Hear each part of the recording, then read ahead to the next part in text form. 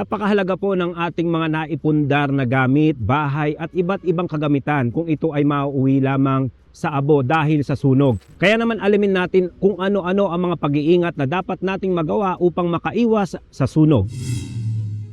Ang sunog ay hindi natin alam kung kailang mangyayari katulad ng ibang mga dilubyo. Pero ang sunog ay maaari po natin ito na maiwasan. So ano yung mga dapat nating tandaan upang maiwasan natin na tayo ay magkaroon ng mga fire incidents at entrapment sa ating pong mga bahay. So importante din po upang maiwasan natin yung pagkakaroon ng sunog is yung pag-install natin ng tinatawag natin na mga smoke alarm. So ano po ba ito? So ito po yung mga devices na inilalagay po natin sa iba't ibang bahagi ng ating pong tahanan upang pagka nagkaroon ng sunog is dinedetect niya yung mga smoke at ito ay nag-i-emit or ito ay nagbibigay ng malakas na tunog upang maalerto tayo. Pangalawa, napaka-importante din po ng pagkakaroon natin ng tinatawag natin na fire extinguisher. So yung fire extinguisher, ito po ay effective in combating yung mga small fires. Ibig sabihin, malaki ang naitutulong ng early detection pagdating sa sunog at mapapatay natin ito or maaapunan natin ito gamit yung ating pong mga fire extinguisher. At ang mga fire extinguisher po, in terms of technology, ay marami na rin po tayong available sa market. Before kasi, meron yung mga typical na mga 5-pounders na mga fire extinguisher. Ngayon po, ay meron na yung mga in-can na mas commercially available and mas budget friendly. At ito po ay dapat nakalagay sa mga strategic areas sa ating pong tahanan. Ano pa? Yung ating pong mga lugar.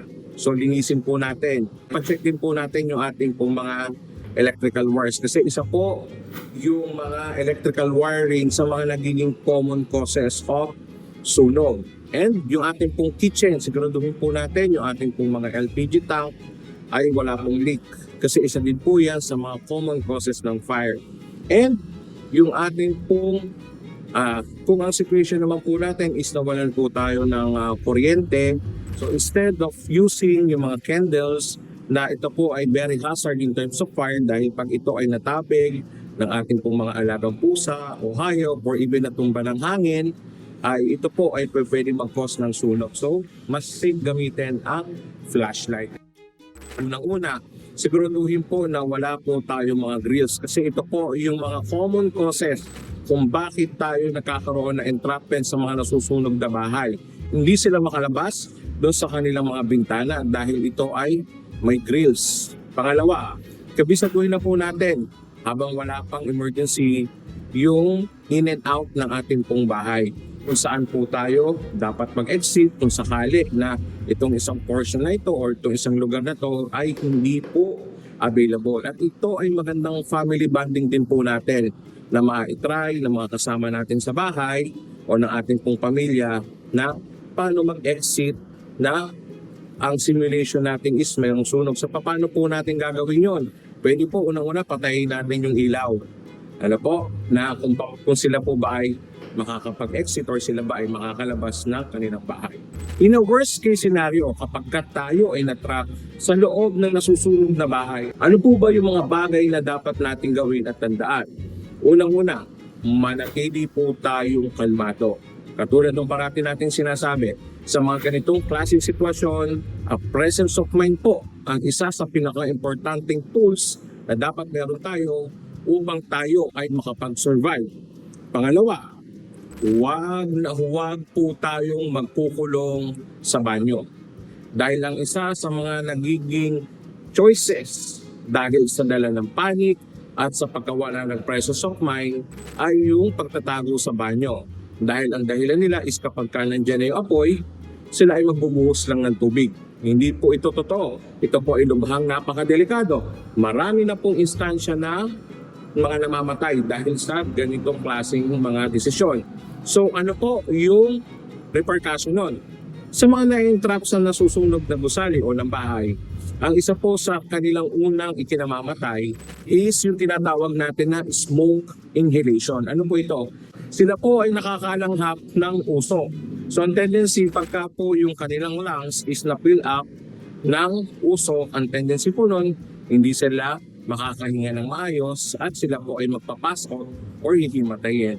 Secondary na lang po yung pagkalapnos or yung bird. Kaya wag na wag po tayo na magkukulong. Ano po ang pwede natin gawin? So, unang-una ay stay low.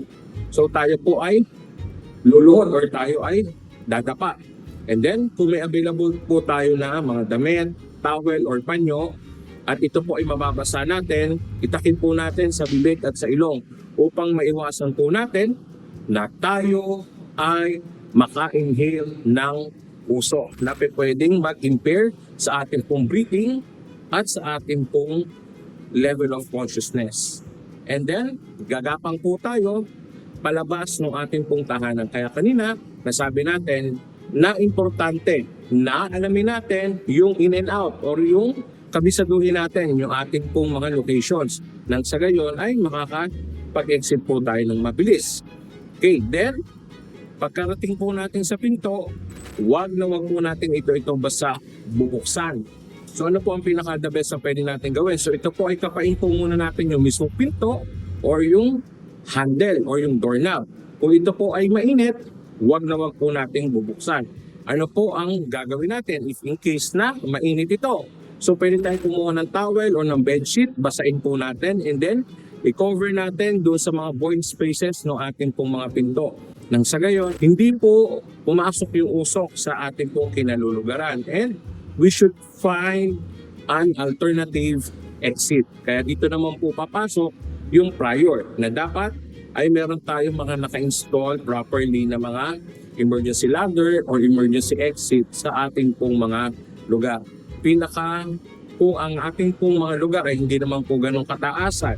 So, pinaka last option na po natin yung paglabas ng bintana at pagtalon.